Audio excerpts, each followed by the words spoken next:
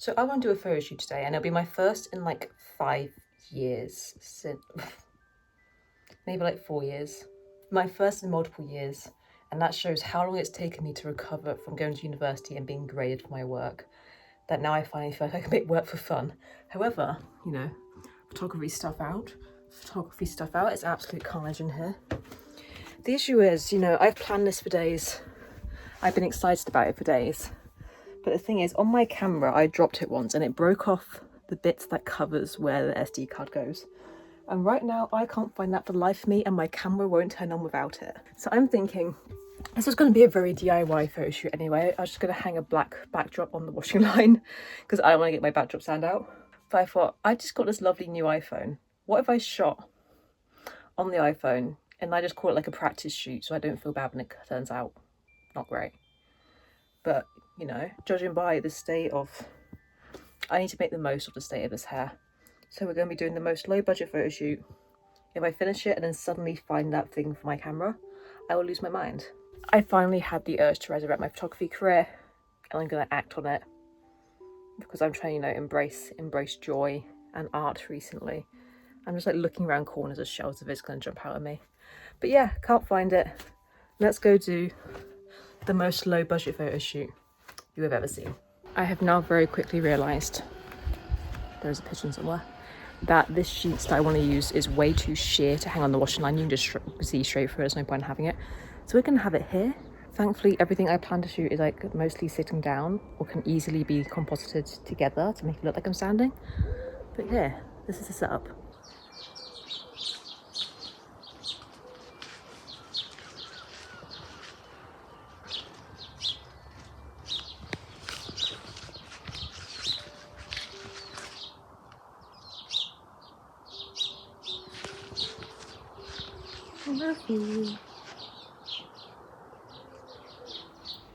Hello, welcome back. It's been a few days now and I'm ready to talk you through the editing process. I think the last time I made one of these editing videos, which is probably, you know, one video ago on this channel, because I haven't uploaded ever, I think I had my Photoshop file open and I went through like each layer step by step. And because again, my editing process has not changed, I'm just gonna show you some progress photos because I have 3 to talk about, and again, it's a near identical process, but I want to talk about it.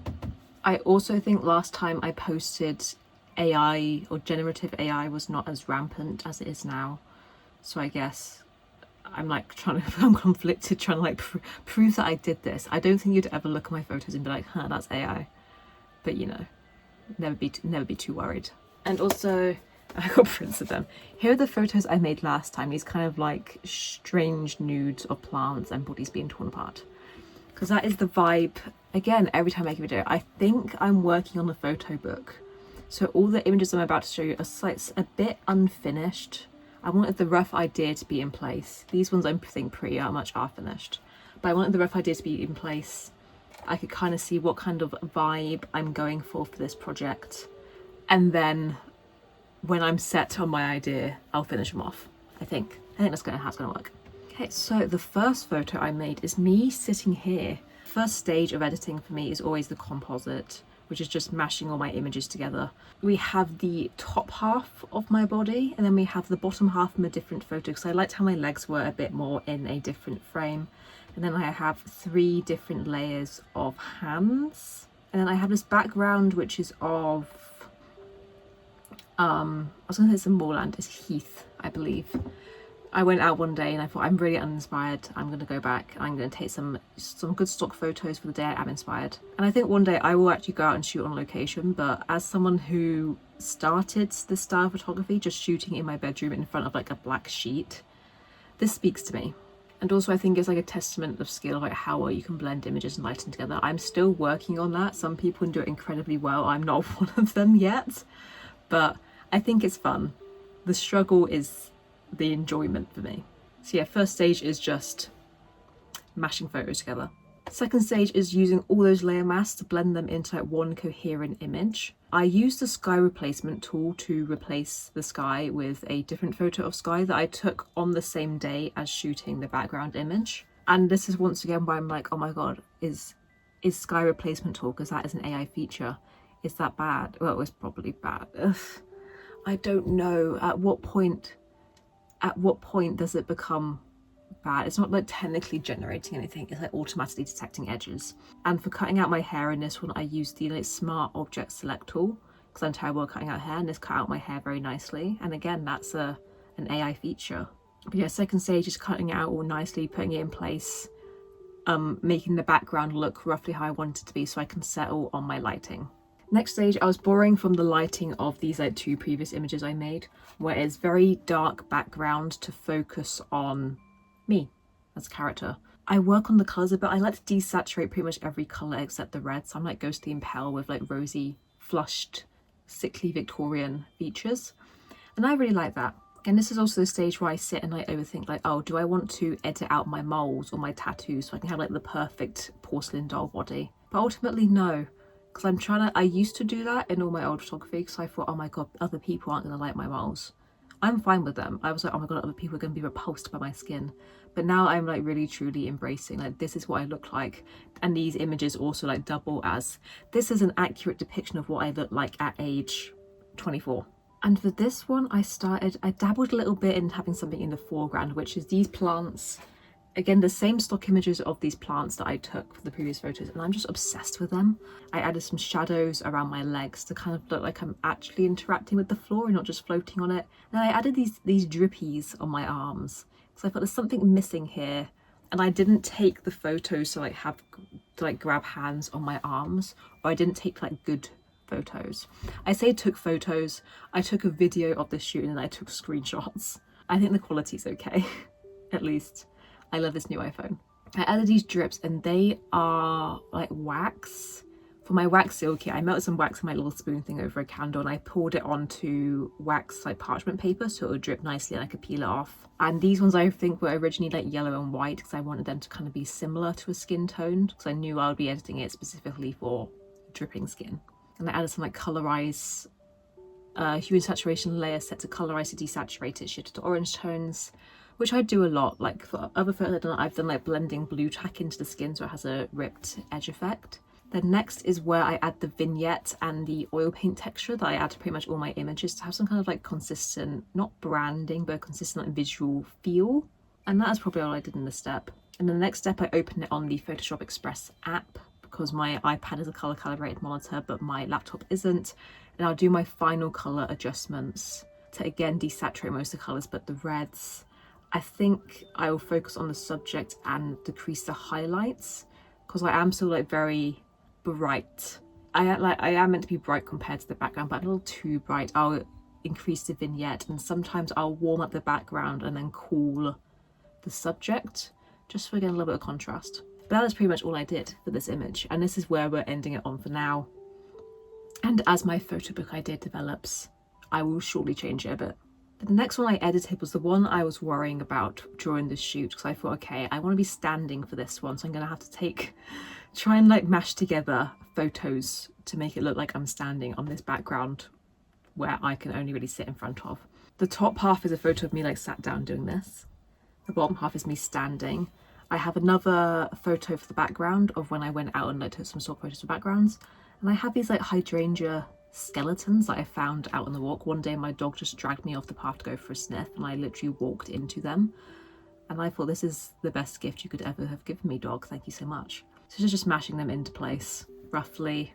Again, next step is mashing it together. I also wanted to change the dress color to be green, because I thought in this image specifically it's very clear that this dress is like too close to not too close to their skin tone, but it's a lot of white in the center of the image, so I think it's losing focus on what we're looking at a bit. And then I added another one of those plants in the foreground and I replaced my legs with sticks.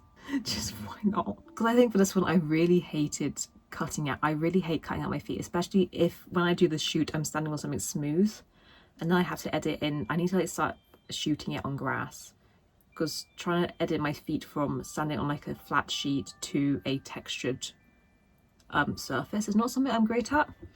I will be working on, I will be learning. Next stage again is sky replacement, darkening the background to focus on the subject, trying to blend the hydrangea skeletons into my arm a bit more, because again there's no way that this is going to look realistic just because it's not supposed to be a realistic image. So we darken things up and then we brighten them up again. And then once more, we add the oil paint textures. And again, once more, we go into Photoshop and do like the final Photoshop Express app on or Photoshop on a color calibrated monitor.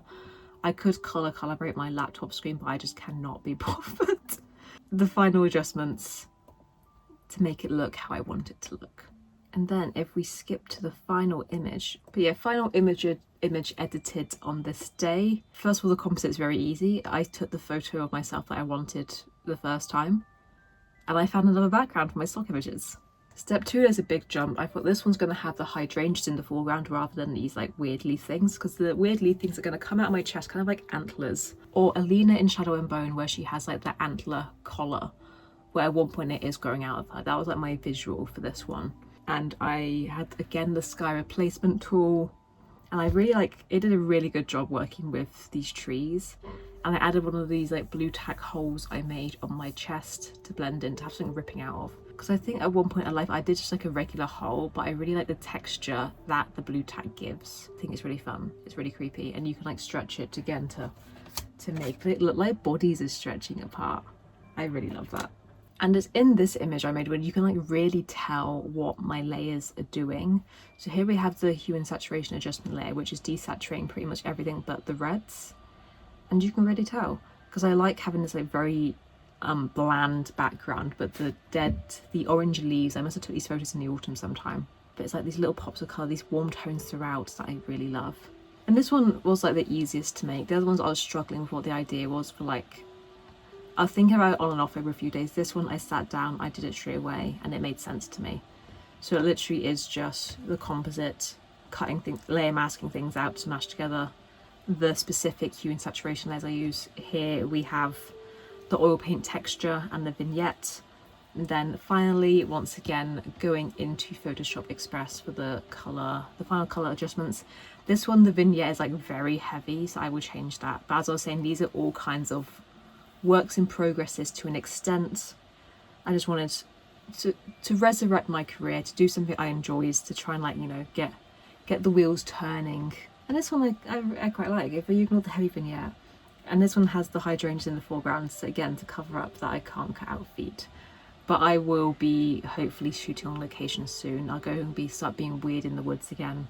I'll take some friends. I'd love to do photo shoots with other people in, because I've got way too comfortable just doing weird things myself. That I think is similar to like, you get stylists who can only dress one specific body type. I think I've learned that I can only edit myself. I don't know if I can edit anyone else. So those are the photos that I made this time around. I'm feeling it. In my head, I can visualize the book I want to make, but I don't know if I want to try and make it as like this, like invented folktale book, or if I want it to be like a true photography, like here's my work in process, here's the final image. I don't know what I want to do in terms of that yet, because again, I have so many progress photos. I don't know if I don't know what I want. That's the issue. I don't know what I want. What I do want is to go back to uni and do another degree and just do learning full time. But alas, here I am. 2 years I finished my master's degree 2 years ago, so I finished my bachelor's 3 years ago, and I still have nothing to show for it except some images. But thank you so much for watching this video. I hope I will have some kind of semi-regular content on this channel, so I've already been locked in to bookish content on Tandy Writes, and hopefully I will see you soon. Bye.